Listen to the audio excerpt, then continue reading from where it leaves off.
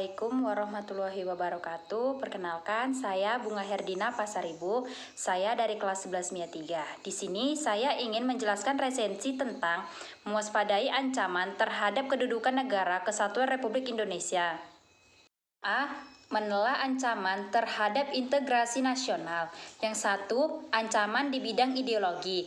Dewasa ini, kehidupan masyarakat Indonesia cenderung mengarah kehidupan liberal yang menekankan aspek kebebasan individu. Liberalisme yang didengungkan Amerika Serikat bukan hanya mengaruhi bangsa Indonesia, namun hampir semua negara dunia.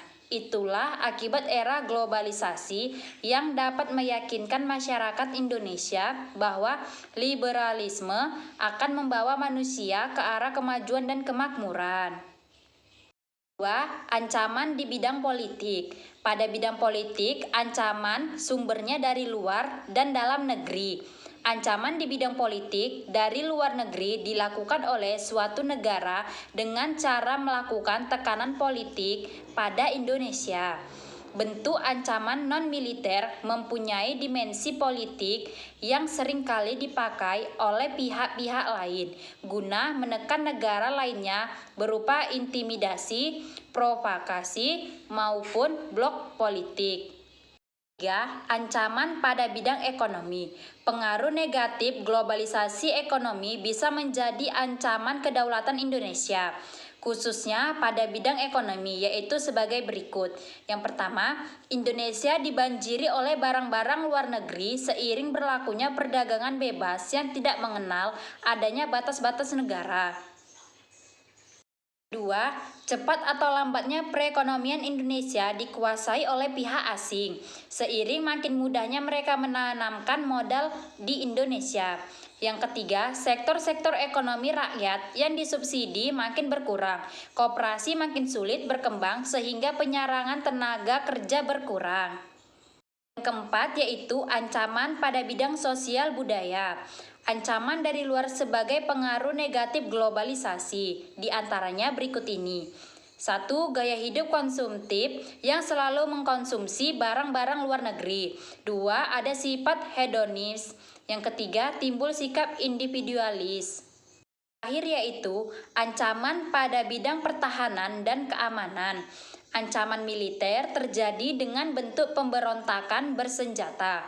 Gangguan keamanan pada laut dan udara menjadi bentuk ancaman militer yang mengganggu stabilitas keamanan wilayah nasional Indonesia. Strategi mengatasi berbagai ancaman pada IPLOG Sobudhankam dalam membangun integrasi nasional. 1.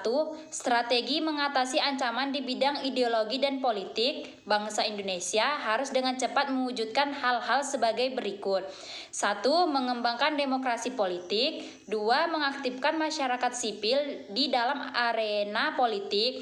3. Menegakkan supremasi hukum. 4. Memperkuat posisi Indonesia di dalam kancah politik internasional. Strategi mengatasi ancaman di bidang ekonomi. 1. Sistem ekonomi dikembangkan untuk memperkuat produksi domestik bagi pasar dalam negeri sehingga dapat memperkuat perekonomian rakyat.